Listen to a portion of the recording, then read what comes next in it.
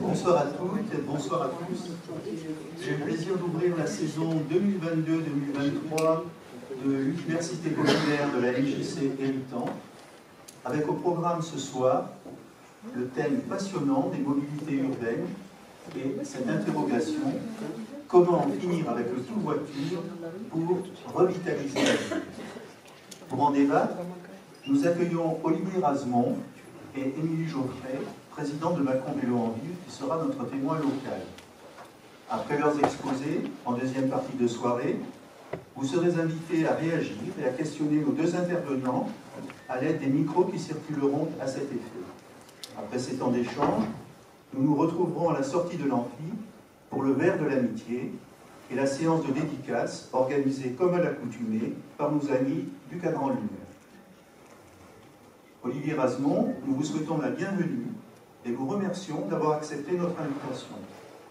Pour venir jusqu'à nous, vous avez emprunté le train depuis Paris, le bus entre la gare TGV et le centre-ville, et avez roulé à vélo depuis le local de Macron Vélo en Ville jusqu'à la MJC. Vous aviez aimablement mais fermement décliné notre proposition de vous accueillir en gare et de vous véhiculer, fidèle en cela à une méthode qui vous est chère, celle de découvrir une ville, vous n'étiez jamais venu à Mâcon, en l'appréhendant tout d'abord en tant qu'usager de son offre de transport. La vie d'une ville et de ses habitants, observée et analysée à travers le prisme des déplacements, voilà sans doute un ressort essentiel de vos voyages, de vos reportages, de votre activité de journaliste indépendant et d'essayiste, spécialisé dans les questions de mobilité et d'urbanisme.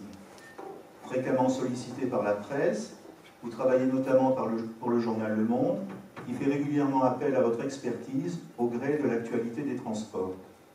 Le Monde héberge également votre blog. L'interconnexion n'est plus assurée, en dépit d'un titre qui fait référence aux galères des usagers du RER. Les articles de cette chronique impatiente de la mobilité quotidienne, de portée générale, ne sont pas, loin de là, réservés aux lecteurs franciliens. Depuis 2010, vous êtes l'auteur de nombreux ouvrages, tous publiés aux éditions Rue de l'Échiquier. J'en citerai 3 seulement. Le pouvoir de la pédale ou Comment réparer une société cabossée, paru en 2014, réédité depuis, a participé du grand retour du vélo et anticipé sa reconnaissance comme mode de transport à part entière et éco-responsable, reconnaissance affirmée quelques années plus tard par les pouvoirs publics avec le plan vélo national. C'est aussi la profession de foi d'un cycliste pratiquant. Dans La tentation du bitume, coécrit avec le sociologue Éric Hamelin, vous invitez à prendre conscience des ravages de l'étalement urbain, phénomène intrinsèquement lié à l'automobile, tentation coupable à laquelle cèdent nombre d'élus et d'aménageurs, est l'un des principaux facteurs de la dévitalisation des villes. Quant à votre livre « Comment la France a tué ses villes », publié en 2017, réédité en 2019, il a très directement inspiré le thème de notre réunion. Saint-Étienne, Béziers, Périgueux, Privas, Agen, Quimper, Nîmes, Cahors, plusieurs dizaines de villes. Dans une vaste enquête, vous avez sillonné la France de ces villes dites moyennes, lesquelles, à la différence des grandes métropoles en plein essor, végètent, se paupérisent, bref, déclinent, même si leurs élus, souvent, ont beaucoup de mal à l'admettre, et communication oblige à le reconnaître publiquement. Dans les centres-villes, le nombre de vitrines vides, de baux à céder et de logements vacants sont les stigmates les plus visibles d'un déclin que vous invitez à 2 principaux facteurs. Le développement de la grande distribution en périphérie qui tue les commerces des centres-villes et enlaidit les entrées de ville. La place démesurée accordée à la voiture individuelle, en dépit des maux qu'elle entraîne, pollution de l'air, pollution sonore et visuelle, insécurité, coupures urbaines, consommation excessive d'espace, que ce soit en circulation ou en stationnement. Vous affirmez ainsi qu'il est impossible d'analyser un phénomène contemporain sans se poser la question des déplacements. Pour qui en douterait, l'actualité du moment nous le rappelle avec force. Et vous regrettez que ceux qui se penchent sur la ville, qu'ils soient élus, aménageurs, chercheurs, ou représentants des commerçants, se contentent de constater l'omniprésence de la voiture et son caractère réputé indispensable. Vous invitez ces responsables, mais aussi les citoyens que nous sommes, à regarder la ville autrement, pour la faire bouger autrement, nous libérer de la dépendance à l'automobile, voir dans les mobilités d'avenir que sont la marche, le vélo et les transports publics, les vecteurs de transformation pour redessiner les espaces urbains au profit de leurs habitants. Regardez la ville autrement. Nous en devinons l'intérêt, nous en percevons les enjeux. Nous avons très envie de vous écouter ce soir pour examiner avec vous comment porter ce nouveau regard et agir.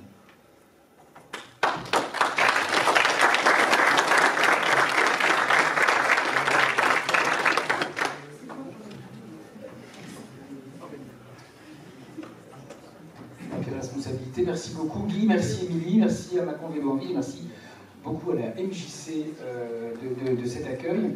Vous êtes garé où? Vous êtes garé où? Parce que là c'est important comme question quand même. C'est un truc qu'on se pose quand même régulièrement. Vous êtes garé où? C'est vous qui êtes garé, hein? C'est vous, c'est moi. Moi je suis garé, je me suis garé.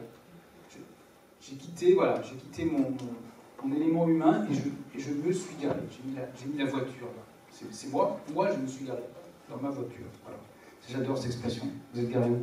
Et puis il y en a d'autres aussi. Un jour, je me suis retrouvé dans un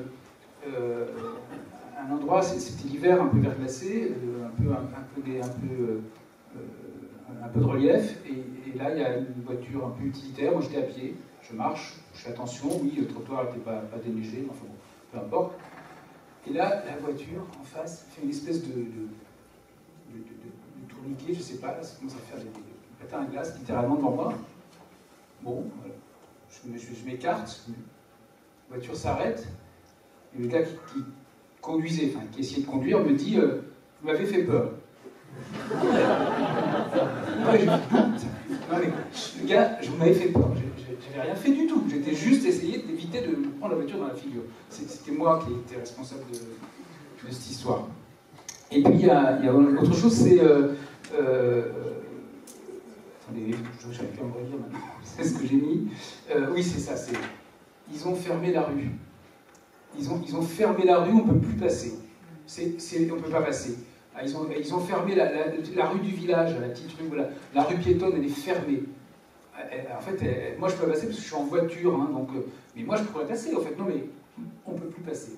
Donc elle est fermée, en fait voilà. Et puis, Guy, tu l'as rappelé, on vient vous chercher. C'est bizarre, vous n'avez pas de voiture, bon, on vient vous chercher. Hein. Ah, parce que quand même, là, c'est un peu étrange. Qu'est-ce que vous faites sans voiture? C'est dangereux, c'est bizarre, vous êtes un peu bizarre, vous en fait, pas avoir de voiture. Vous êtes venu à vélo.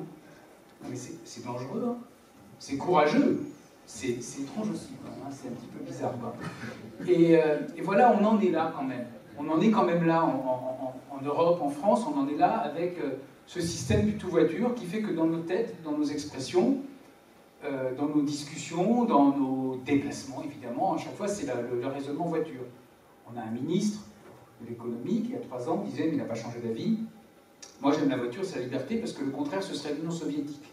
Donc, quand même. On a des candidats à la présidentielle, de tous bords, qui expliquent que, quand même, la voiture, c'est la liberté, et puis que les automobilistes, c'est des vaches à lait, et voilà. Et puis, on a en ce moment des gens qui, alors pas tous, hein, mais ça arrive quand même, certains se poignardent, les stations-service, mais littéralement, se prennent des claques, se font voler leur place, s'engueulent, se fritent, tout ce qu'on veut. Pas tous, mais ça arrive. En ce moment, c'est quand même assez frappant, c'est très étrange. Alors voilà, c'est la société de tout-voiture. Vous allez me dire, le gars, il est gentil. C'est facile. C'est le 10e arrondissement de Paris, il y a 100 000 habitants. Je suis descendu de chez moi pour avoir tous les commerces à disposition. J'ai un petit appartement du coup, forcément. Et puis le gars, il vient nous faire des leçons, il nous dit voilà, vous êtes gentils, vous avez tous abandonné votre voiture. Non, je n'ai pas dit ça, personne ne dit ça.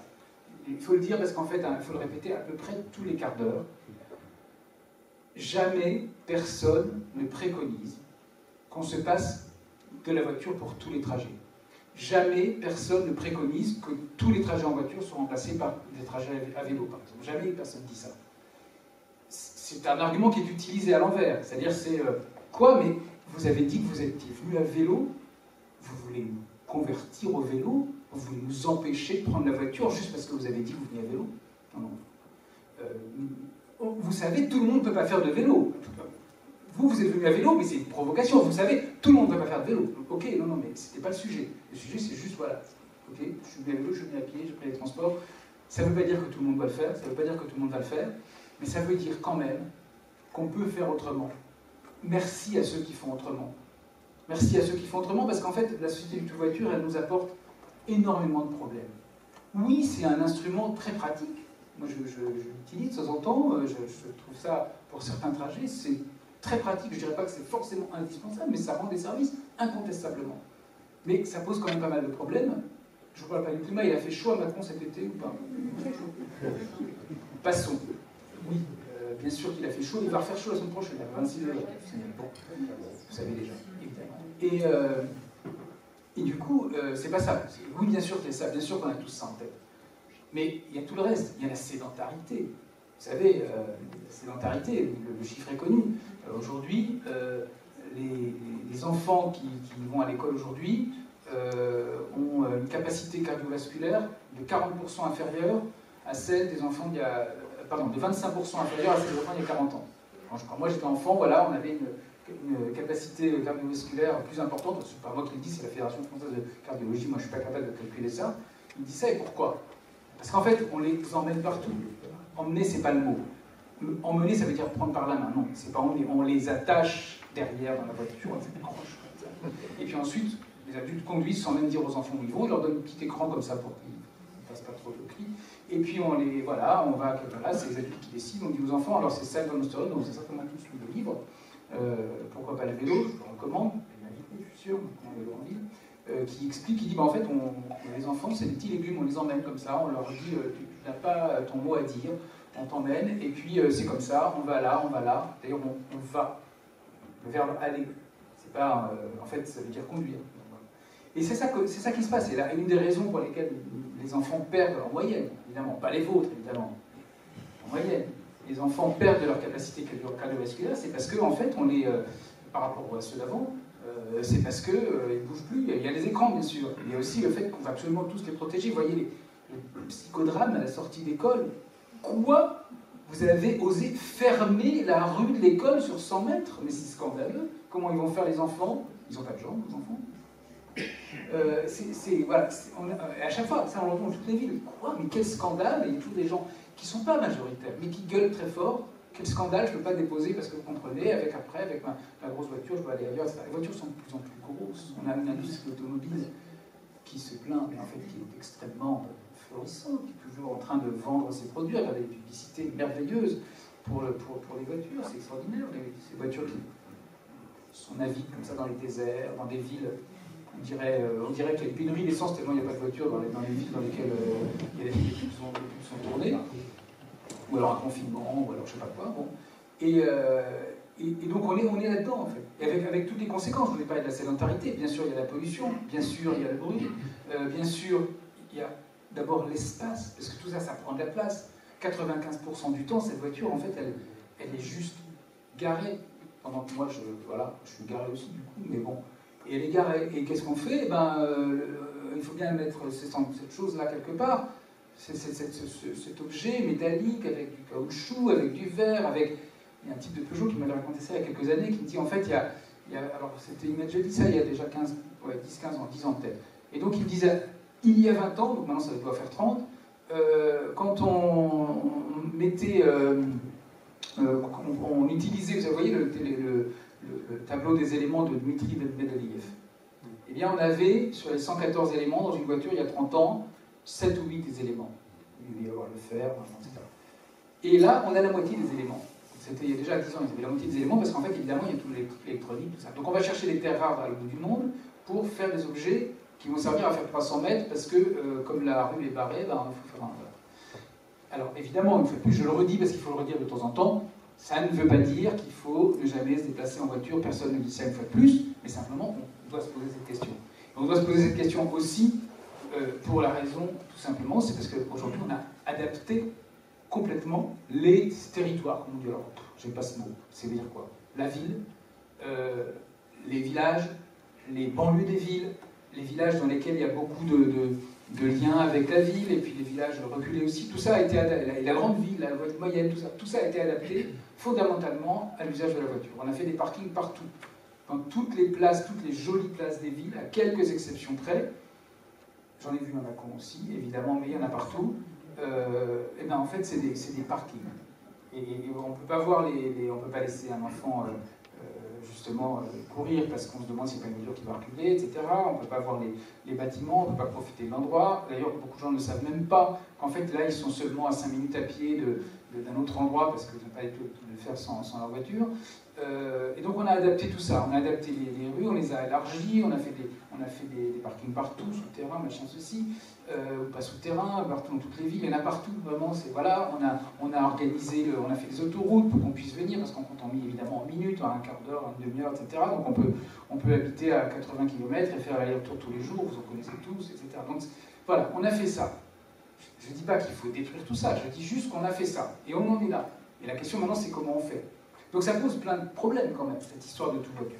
Ça pose plein de problèmes, et en plus, on connaît des débuts de solutions. Je le redis encore, ça ne veut pas dire que tout le monde va d'un seul coup, mais ça veut dire simplement qu'on connaît des solutions pour qu'au moins une partie des gens, une partie des trajets, se disent tiens, bah là je pourrais faire autrement. Une fois de plus, merci à ceux qui font autrement. Parce qu'il y a des trains, parce qu'il y a des bus, mais on ne connaît pas, puis les bus il y en a, puis en fait l'arrêt n'est pas tellement indiqué. Ou alors, je vois ça à chaque fois, c'est pas le cas aujourd'hui, mais ça m'arrive régulièrement de voir que je veux prendre un bus et en fait l'arrêt de bus, à l'arrêt de bus, il n'y a pas les horaires. Ouais, il y a des horaires, mais alors ils sont provisoires sur une feuille volante qui a pris la pluie et le vent, mais vraiment, hein. Et donc, bah oui, comment vous voulez. Ou alors je cherche sur internet, je cherche tel endroit, et puis en fait je trouve pas, je trouve toute une série d'agrégateurs de contenu qui m'expliquent que je vais économiser tant de CO2 si je prends le bus, mais enfin je n'ai pas les horaires. Bon, je veux bien économiser du CO2, mais c'est pas le sujet je voudrais juste prendre le bus. Et voilà. Ou alors il y en a 3 par jour. Ou alors il y a des trains, mais là il y en a pas aux heures creuses. On considère que c'est pas important que tout le monde fait du domicile-travail, alors qu'en fait le domicile-travail c'est à peu près 25 ou 30% des trajets, et qu'il y a toute une série d'autres trajets qui sont liés en partie au domicile-travail, mais qui ne sont pas forcément, on a besoin aussi de bus et de trains aux heures creuses. On a besoin du dernier bus ou du dernier train assez tard le soir. Pourquoi? De façon à ce que la personne qui se déplace de cette façon puisse se dire si jamais je rate l'avant-dernier, je peux prendre le dernier. Et c'est pour ça, dans le dernier, bah oui, il n'y aura pas grand monde. Peut-être dans les autres, il n'y aura pas forcément grand monde non plus, si le réseau n'est pas très bien fait. Mais dans le dernier, il n'y aura pas grand monde, mais c'est normal, c'est parce qu'en fait, on le met au cas où, pour ceux qui l'auraient raté. Donc c'est important de faire ça. Ça s'appelle quoi? Ça s'appelle un choc d'offres. C'est un truc que demandent les spécialistes des transports publics depuis des années. Ils le font de plus en plus fort, ils sont parfois un peu mous, enfin bon, aussi bien les élus en charge des transports que l'Union des transports publics qui en fait rassemble les opérateurs, ils disent en fait il faut investir, il faut arrêter la TVA des transports, elle est passée de 5,5 à 10 il y a quelques, je crois, c'était sous Sarkozy je crois, quelqu'un de mieux me dira. Et depuis des années, ils disent qu'il faudrait peut-être repasser la TVA, la faire rebaisser à 5,5 parce que c'est un code première nécessité. Aucun gouvernement n'a accepté de faire ça. Donc il y a des moyens, on peut le faire, on peut prendre des décisions, on peut dire on rajoute des trains, on peut dire on garde des lignes, on peut dire on aménage la gare aussi. Parce que parfois la gare n'est pas aménagée, on ne sait pas où on est, c'est mal organisé, on ne sait pas. Une fois je me suis retrouvé à Saint-Étienne, il y a plein d'endroits où je pourrais citer, là, mais je dis Saint-Étienne parce que j'y étais, je peux le voir. Après il y a plein d'autres endroits où il y a plein de problèmes, hein. Mais bon là il se trouve que c'était Saint-Étienne. J'arrive et en fait c'est pareil. La radio, je vais faire une radio, pas faire une radio en fait, mais juste pas passer une radio, enfin passer à la radio. Désolé, hein, c'est le journaliste, quand on fait une radio, c'est pas. Non, c'est juste on passe à la radio. Bon. Et donc voilà, et la radio m'avait dit on vient vous chercher. C'est bon, non. Je vais prendre le bus, j'ai noté, c'était le bus numéro 9, donc je le prends. Puis j'arrive sur le parvis magnifique de la gare de Saint-Étienne, très belle gare. Et je cherche des numéros, et puis là je vois des panneaux, et il y a des panneaux avec des trucs publicitaires me disant où sont les commerces. Bon, d'accord, mais je vois pas du tout les panneaux des bus. Alors c'était il y a longtemps, peut-être ça a changé, hein, je sais pas. Et c'était provisoire, il y avait juste des panneaux provisoires. J'ai fini par trouver le bus, bon, ok. Et là, j'ai trouvé, voilà. Mais c'est ça, on est confronté à ça tout le temps. Donc il faut organiser tout ça. Il faut se poser la question, il faut que les élus au transport prennent les transports. C'est tout bête, parce qu'il y en a plein d'endroits où, en fait, une fois, alors, à Périgueux, il y a un gars comme ça qui m'avait expliqué, qui m'a dit, moi, je suis venu au transport, parce qu'en fait, un jour, j'ai dit que je prenais le bus, tout le monde m'a dit, bah tiens, puisque tu vas prendre le bus une fois, ah bon, moi, je suis allé au musée, bah tu vas être adjoint à l'agriculture. Voilà. Donc, on a ça quand même. Et cela dit, une fois qu'on s'intéresse au transport, on se rend compte que, bah, d'abord, que c'est super intéressant, que ça touche à tout, que ça touche à l'économie, à l'environnement social, à la vie de tous les jours, que tout le monde a un avis sur tout, voilà, et qu'en plus, on peut changer les choses, y compris par des petites choses. Et donc, voilà, le choc d'offres, il est aussi dans les détails. Moi, le nombre de villes où je suis allé, où les gens n'ont jamais pris le réseau de transport public. Où les gens, particulièrement, une fois j'étais comme ça dans une petite ville de l'Est de la France, à Joinville, tout petit, 3000 habitants. Et là, bon, j'avais passé 2 jours, c'était sympa, j'ai fait du vélo dans de la Marne et tout. Bon.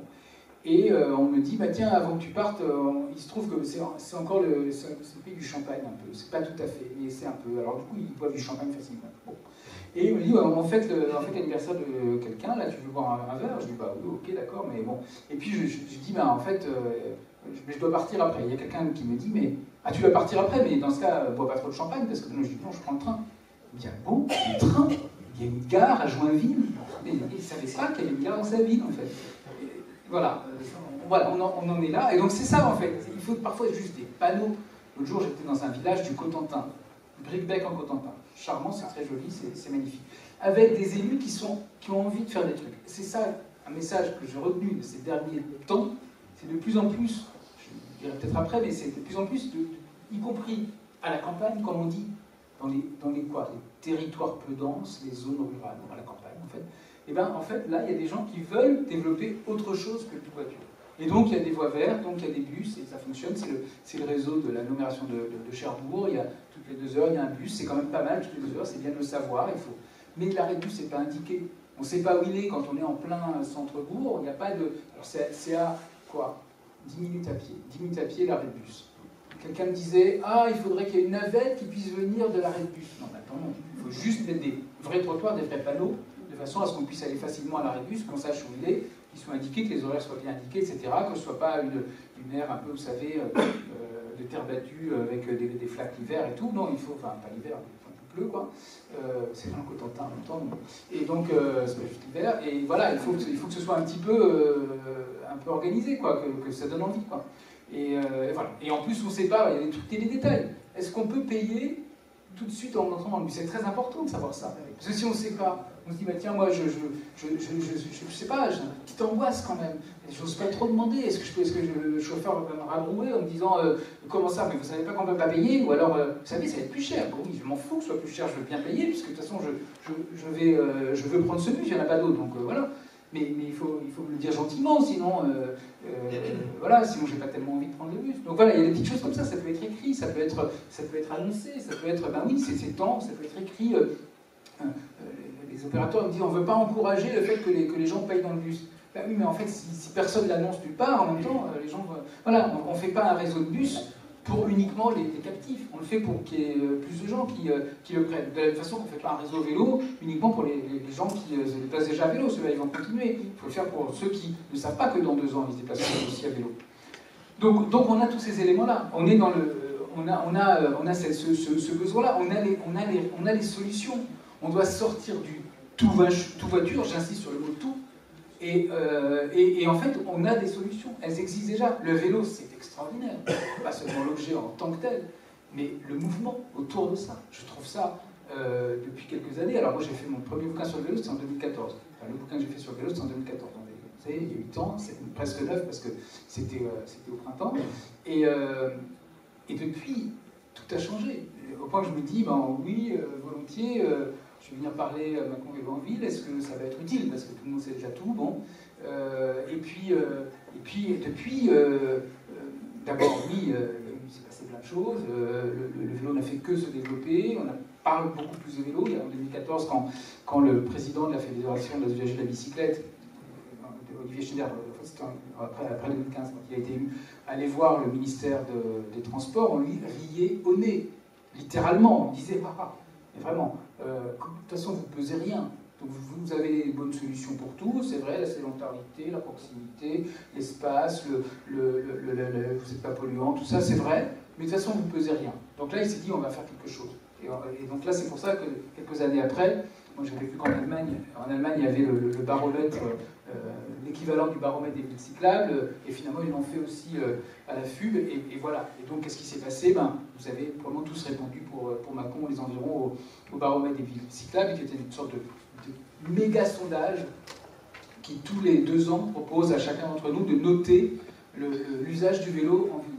Avec 113 000 réponses la première année, je ne sais plus, 185 la deuxième, 275 la troisième, donc une progression, je ne sais pas combien on aura la fois d'après, en 2023, mais en tout cas, chaque fois il y a plus de monde. Il y a un mouvement enthousiaste, il y a des gens qui en fait se disent, tiens, il se passe voilà, on se déplace à vélo, un peu de manière parfois, il faut le dire, je ne suis pas pour vous, mais parfois un peu arrogante, on est la solution. Oui, c'est vrai, d'accord, c'est pas la peine de répéter comme ça tout le temps, vous n'êtes pas la seule solution non plus, mais quand même ça, et donc le simple dire, on est la solution, et puis on se retrouve avec plein d'obstacles. C'est quand même incroyable, on arrive, on voudrait juste garer le vélo en ville parce qu'on prend beaucoup moins d'espace qu'une voiture, c'est quand même extraordinaire, on peut faire la place piétonne, puisque si tout le monde vient à vélo, il y a plus de...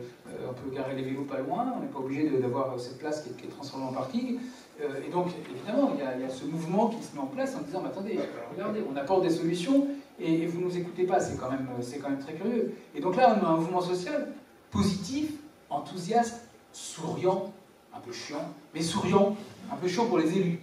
C'est compliqué quand on est élu et qu'on voit arriver l'association vélo, ils réclament tout le temps, ils disent jamais merci, ils sont voilà, ils en veulent encore plus. Et ben oui, c'est comme ça qu'on gagne à un moment, c'est comme ça qu'il faut continuer. Et puis en fait, ce mouvement-là, en plus, il génère sa propre, son propre écosystème. C'est assez fascinant de voir ça. On le voit au niveau national, c'est assez fascinant, et un peu partout, d'ailleurs en France.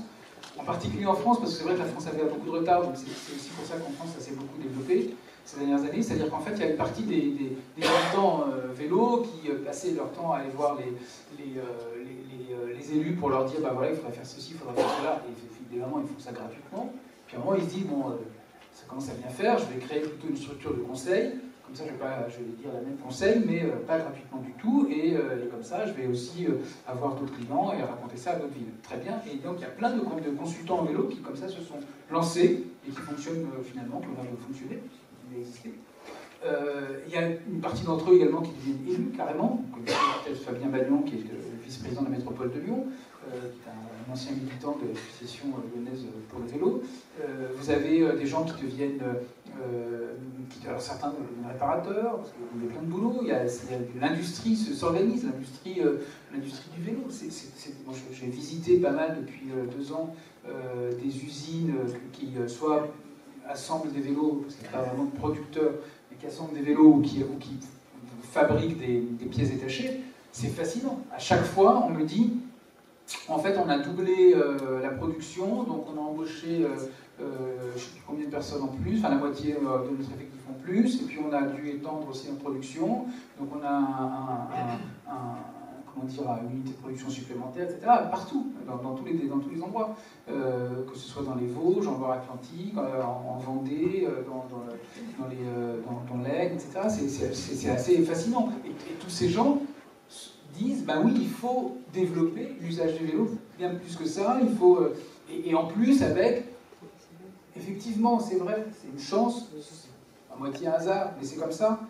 Il se trouve qu'Elisabeth Borne a compris ça depuis longtemps. Bon, bah, ça aide, c'est sûr que ça aide. Alors, en fait, quand on regarde le nouveau plan, voilà, plan vélo 2018, 350 millions sur 7 ans, tout est dépensé, on continue, on fait des appels à projets, les collectivités y répondent, on fait des pistes cyclables, mais pas seulement des pistes cyclables, des passerelles, des carrefours protégés, des stationnements sécurisés, des campagnes de communication, des voies vertes, toute une série de choses, partout, pas seulement pas seulement dans la grande ville, pas seulement dans les villes moyennes, mais y compris à la campagne. Voilà, il y a ça. Et puis là, son truc, voilà, plan vélo, 250 millions. Bon, les chercheurs que j'ai interrogés m'ont dit finalement, c'est pas tellement 250 millions, parce que finalement, 250 millions, on y était déjà, compte tenu des ajouts qui ont été faits, donc là c'est plutôt une reprise de budget. C'est pas très grave, il y a de la com, il y a de la pub, voilà. Alors, ça suffit pas, bien sûr que c'est extraordinaire, ce mouvement est assez fascinant, de le voir évoluer, vous en êtes également témoin et acteur, c'est assez fascinant. C'est parfois un petit peu autre soi, mais c'est un peu logique, parce que finalement, on se rend compte assez vite que quand on n'est pas soi-même concerné par l'usage du vélo, et ben en fait on est moins... Il y a des exceptions, mais globalement, c'est un peu plus compliqué de pousser pour avoir des solutions. En plus, quand on est à vélo, on est à la fois à la bonne vitesse de la ville, parce que finalement, on va relativement vite, mais pas trop. Ça permet d'aller vite si nécessaire pour sortir, pour aller plus loin, etc. Mais en même temps, on peut aussi aller pas trop vite dans le centre-ville ou pour aller d'un point à l'autre de la ville.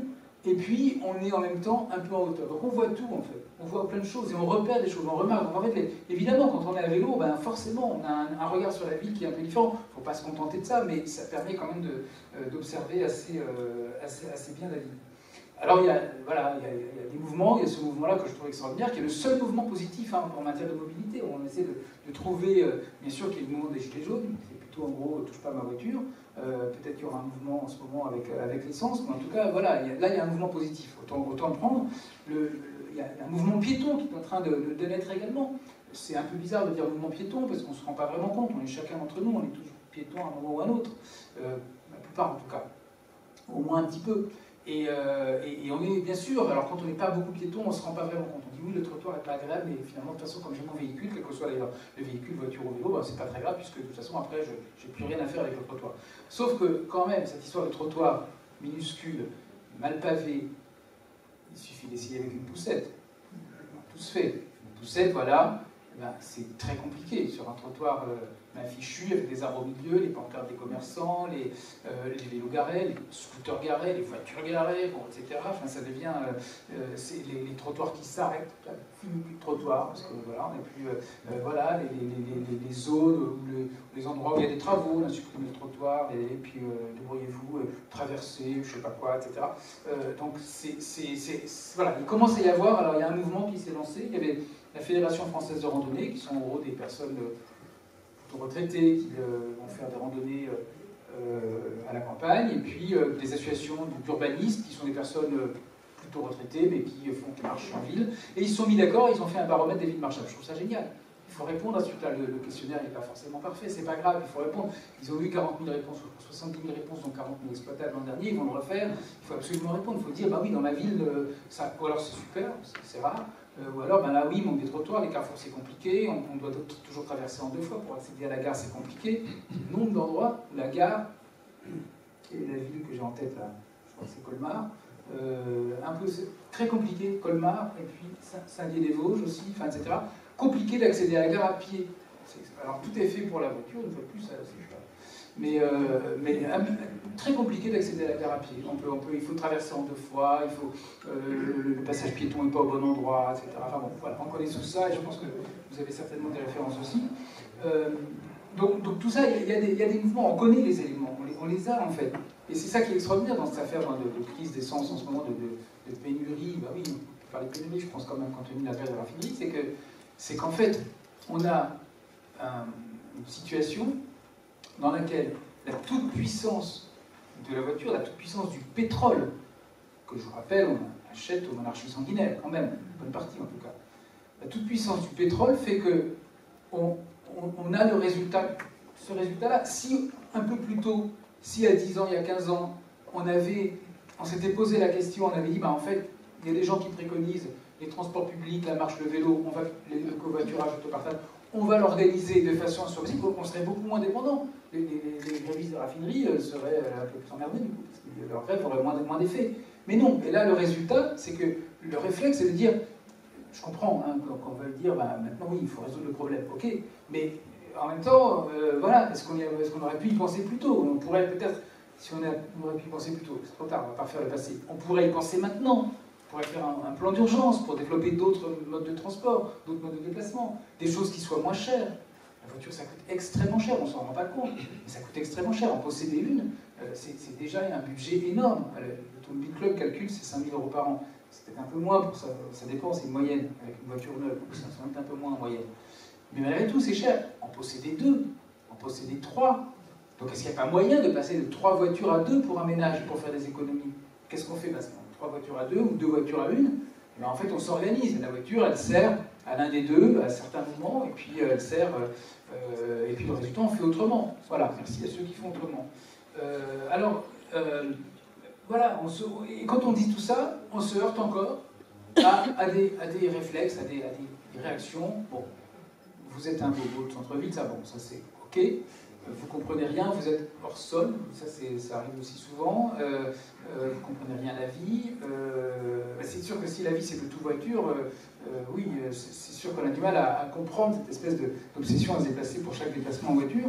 On a ce qui revient régulièrement, et c'est dans toutes les villes. Je l'ai beaucoup vu parce qu'effectivement, il y a un des éléments du tout voiture qui, quand même, j'en ai un petit peu parlé, mais c'est l'étalement. C'est-à-dire qu'à partir du moment où on considère, c'est pas qu'on peut, c'est qu'on considère comme normal, naturel, légitime de se déplacer en voiture pour tous les trajets, et donc de manière, voilà, on compte en minutes, etc. Et bien forcément, on étale la ville, parce que les petites rues du centre-ville, elles ne sont pas, et même de la ville tout court, ils ne peuvent pas accueillir autant de voitures. Donc on étale. Donc les commerces s'installent en dehors. Là, on a fait des zones commerciales à n'en plus finir. On les a faites, on les a refaites, on les a étendues. On a fait le concurrent, parce que le premier n'était pas, Auchan n'était pas content, donc on a fait Carrefour à côté, et Leclerc, etc. Donc on a, autour de toutes les villes de France, on a fait ça massivement, dans les villes moyennes, dans les préfectures, mais aussi dans les sous-préfectures, mais aussi dans les petites villes de 10, 5 000 habitants, on a fait ça. Et à un moment, évidemment, après, c'est sûr que, alors après c'est un peu étrange, on peut plus se garer, soi-disant, en ville. Alors qu'est-ce qu'on fait? On prend la voiture pour aller sur un parking du supermarché, où c'est le samedi, de toute façon, aussi assez compliqué de se garer, et paraît-il encore en ce moment, encore plus avec la queue à la station-service. Et là, on marche énormément sur ce parking. Voilà, beaucoup plus qu'en fait on l'aurait fait en ville, mais peut-être plus agréable, je ne sais pas, mais voilà, c'est un peu étrange, mais c'est cette espèce de réflexe, il faut absolument aller à la zone commerciale. Et donc ça, on a fait ça pendant des décennies, on continue à le faire, partout où je vais, on a beau avoir fait un moratoire, il peut y avoir maintenant un mouvement, heureusement, qui dit, attendez, arrêtez de faire des zones commerciales partout. En réalité, dans tous les endroits où je vais, je suis à Cognac récemment, à Villefranche-de-Rouergue, donc un peu partout, dans le Cotentin, etc. Alors, chaque fois, on me dit, ah mais non, mais en fait, il y a un nouveau projet de zone, on a du mal à l'arrêter, parce que finalement, les autorisations sont données quand même. Il y a toujours le maire de la ville voisine qui dit que si on le met pas ici, lui va l'accueillir, etc. Enfin, il y a toujours ce truc-là. Et là, quand on explique tout ça, y compris aux commerçants de centre-ville, ils disent, ah oui, mais on ne peut plus se garer. Alors, une partie d'entre eux dit ça. On a l'impression qu'ils sont nombreux à dire ça, mais en fait, c'est pas si nombreux. Mais quand même, ceux qui le disent très fort. Et là, moi, j'ai beaucoup étudié ça, parce que j'ai dû faire, après le livre Comment la France a tué ses villes, j'ai dû faire une centaine de conférences dans toute la France, et ça m'a frappé. Au début, je leur disais, au début, je n'osais même pas leur parler de vélo, pour tout vous dire. Pourquoi? Parce que là, pour eux, c'était une histoire d'extraterrestre. Je leur disais, ils disaient, généralement sur les zones commerciales, ils étaient d'accord. Les déplacements, j'en disais, vous savez, on peut peut-être envisager autre chose que le tout voiture, parce qu'en fait, c'est ça qui fait qu'il y a une fuite vers la périphérie. Bon. Mais alors, si je commençais à leur parler de vélo, ils m'auraient dit, bon, en fait, on s'en fout, c'est pas le sujet, pourquoi ils nous parlent de ça? L'argument qui revient souvent, et qui est vrai, qui est que quand on est à vélo, en fait, on est un client plus fidèle, on revient souvent, quand on est à pied encore plus, parce que tout simplement, on ne va pas si loin, on ne va pas à 6, 5, 20 km pour faire ses courses, non, on fait dans le coin et donc on revient plus souvent. On prend moins sur le moment, donc le panier moyen est inférieur, mais en fait à la fin du mois, le panier est supérieur. C'est vrai, ça a été prouvé dans plein de villes. Mais dire ça à des commerçants qui sont persuadés que de toute façon il n'y a que 2% des gens qui viennent à vélo et que les autres 98%, même si c'est faux, viennent en voiture, eh bien ça ne sert à rien de leur dire ça. Donc en fait, à un moment, j'ai essayé de comprendre, mais qu'est-ce qui se passe? Pourquoi ils ont cette espèce de réflexe, consiste à dire, moi je veux que la voiture soit garée devant le commerce. Et j'ai compris qu'il y avait quelques éléments. D'abord, premier élément, c'est des négociants. Donc, on leur dit un truc, ils disent non, parce qu'ils veulent négocier.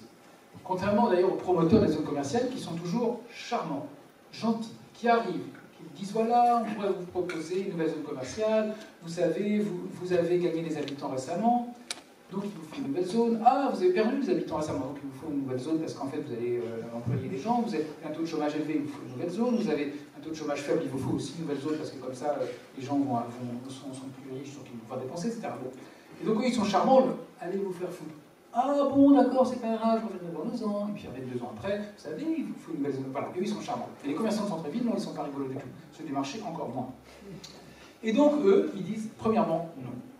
Et puis après, en fait, le truc se fait éventuellement quand il y a de la volonté politique. Ça se fait. Et puis, quand ça se fait, au bout de 6 mois, partout. Et on me l'a dit à propos de Laval, on me l'a dit à Strasbourg, j'ai vu à Vannes, j'ai vu etc. Partout.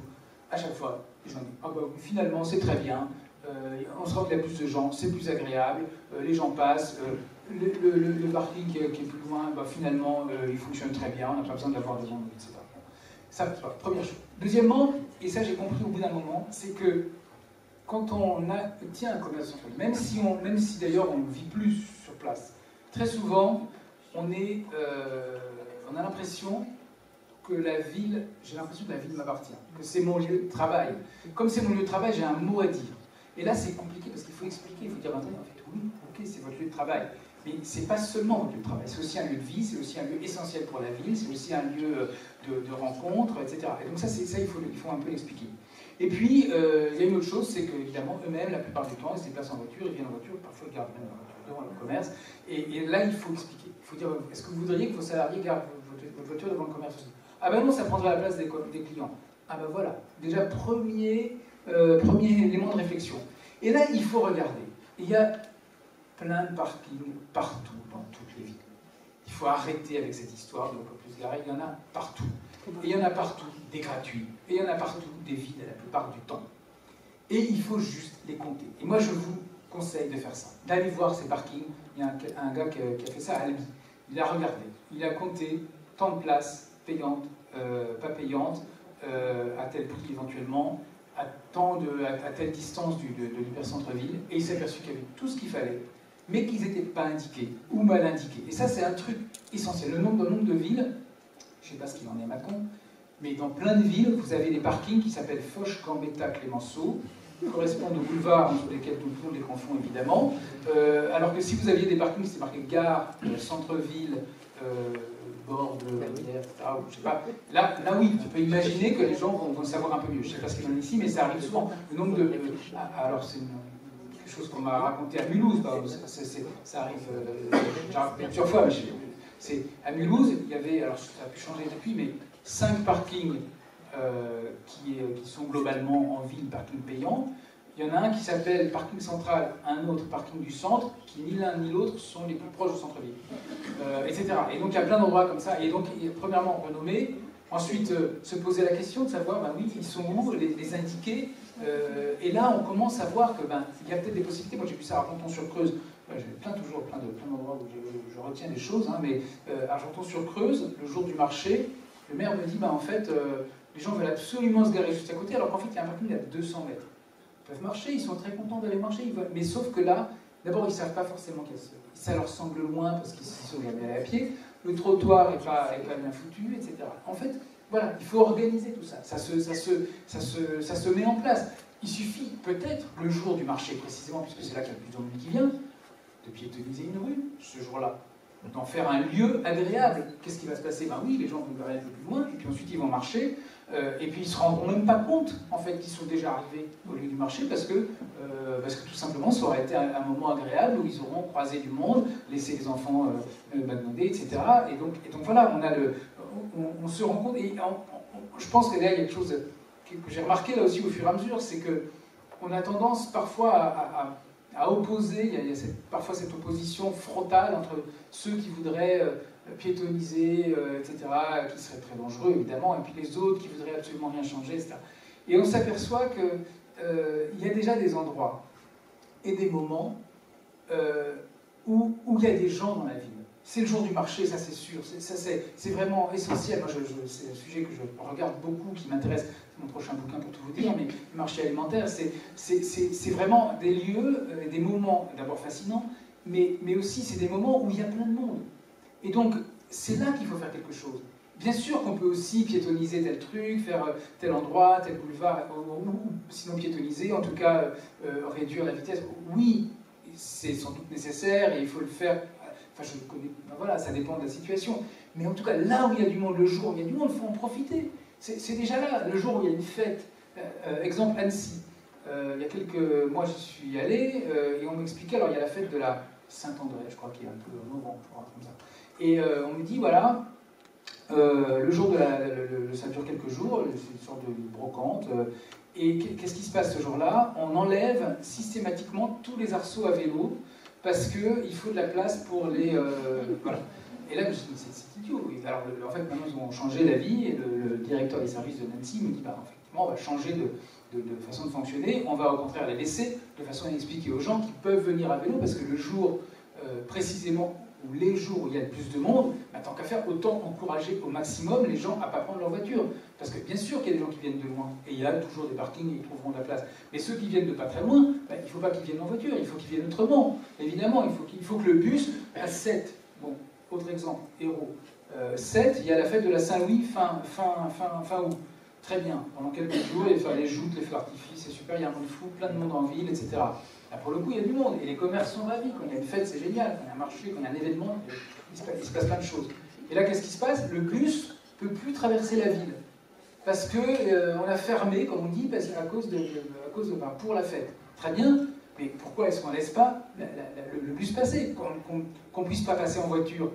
Évidemment, puisqu'on a piétonisé pour le moment de la fête, mais qu'on laisse les bus passer. Je ne comprends même pas cette logique. Et voilà, on est toujours, comment dire, cette espèce de réflexe qui consiste à dire, puisqu'on ferme tout, tant pis pour les bus, etc., tant pis pour les piétons, tant pis pour les vélos, etc. Non, au contraire, il faut utiliser les moments où il y a des gens, il faut utiliser les endroits où il y a des gens pour rendre la ville encore plus agréable, de dire, regardez, ben, puisque vous êtes nombreux ici, regardez, ben, on va vous faire un espace encore plus large. Qu'est-ce que je voulais dire de beau? Plein d'autres choses. Peut-être, éventuellement, ça pour oui, alors parking, j'ai dit, hein, effectivement, aller jusqu'au bout, puisque quand on vous dit, on peut plus se garer, ben, ok, comptons, regardons, allons voir. Combien il y a de parking, combien il y a de place, à quel prix, etc. Et puis, et en fait, moi, je vois, je sais, c'est peut-être un sentiment, mais je le vois. Je le vois pas seulement autour de moi, c'est des choses élémentaires. C'est-à-dire que quand on commence à descendre de sa voiture, de temps en temps, on commence à comprendre qu'il y a autre chose que la voiture. Et donc, ça ne veut pas dire qu'on ne va pas l'utiliser pour certains trajets, mais ça veut dire qu'à un moment, on va se dire, bah oui, tiens, oui, je peux prendre le vélo, tiens, il y a un bus, etc. Il y a plein d'exemples comme ça, et je suis persuadé que c'est comme ça que ça vient. C'est-à-dire que bien sûr, c'est une démarche individuelle. Chacun d'entre nous peut se dire, alors des changements de vie, les moments où on change d'activité, où on déménage, où on se met en couple, où on divorce, où les enfants grandissent. Enfin, il y a plein d'éléments comme ça, des éléments dans la vie. Et là, il y a des changements de comportement. Et quand on a commencé à moins utiliser la voiture, et c'est vrai malheureusement dans le sens inverse, c'est quand on commence à faire uniquement la voiture, là ça devient un réflexe général. Mais quand on commence à moins l'utiliser, là on se rend compte qu'il y a les autres possibilités et on commence à faire partie voilà, des gens qui font autrement. Et puis en fait, moi j'ai envie de vous dire, à ma convaincue, j'ai envie de vous dire simplement, vous avez raison, persévérez. C'est vous qui avez raison. Vous allez être confronté, et vous êtes confronté parfois à des élus qui ne veulent pas comprendre, ou à des médias qui ne veulent pas comprendre, ou à des commerçants qui ne veulent pas comprendre et qui disent « Ah non, de toute façon, tout le monde ne peut pas faire de vélo, comment je vais faire sans ma voiture ?» Oui, ils vont dire ça. Mais leur niveau de réflexion, c'est juste ces deux phrases. Alors que vous avez réfléchi à tout le reste. Et vous allez pouvoir leur répondre. Donc ils ne savent pas que vous avez raison, mais ils ne savent pas non plus que plus ils vont plonger dans le détail des trucs, plus ils vont se rendre compte que, bah, en fait, vous avez raison.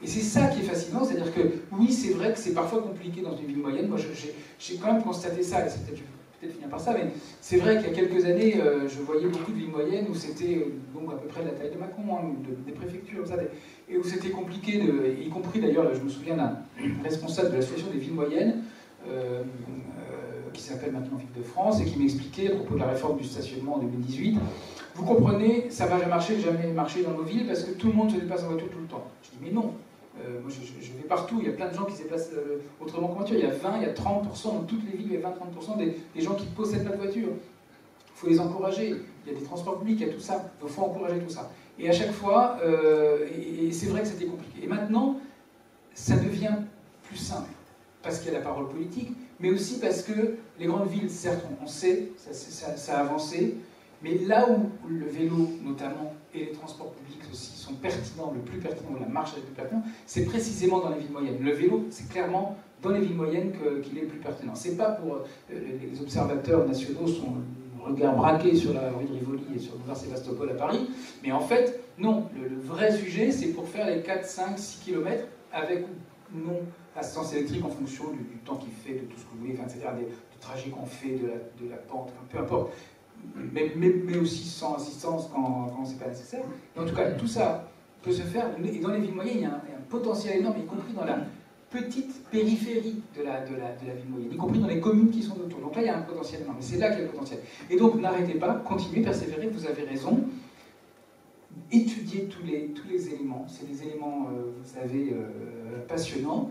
Moi, je vois que, y compris à la campagne, maintenant, on se pose la question du tout-voiture, contrairement à cette espèce de rengaine qui revient souvent à la campagne, espèce d'opposition un peu frontale. Vous comprenez, vous à Paris, vous avez tout, et puis nous à la campagne, comme s'il n'y avait que Paris à la campagne. Bon, voilà, d'un côté à Paris, dans la campagne, merci pour le reste.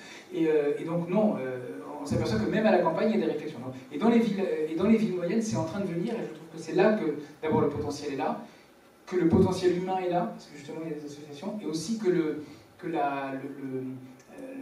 la volonté est là, et je pense que c'est en train d'arriver. C'est-à-dire que c'est vraiment en train, c'est là que les enjeux vont être les plus importants. C'est pas dans les grandes villes où, je dirais même pas que les choses sont faites, parce que dans les grandes villes c'est plus compliqué, parce que parfois il y a des oppositions, notamment un regard médiatique d'ailleurs un peu pénible, ou comme à Lyon, une sorte de mise en scène politique qui est un peu compliquée, alors que dans les villes moyennes, il y a au contraire un enjeu. Donc c'est ça que voilà, si j'ai juste un message à faire passer, c'est persévérer, continuer, vous avez raison, et vous allez en récolter les fruits dans quelques années, c'est sûr.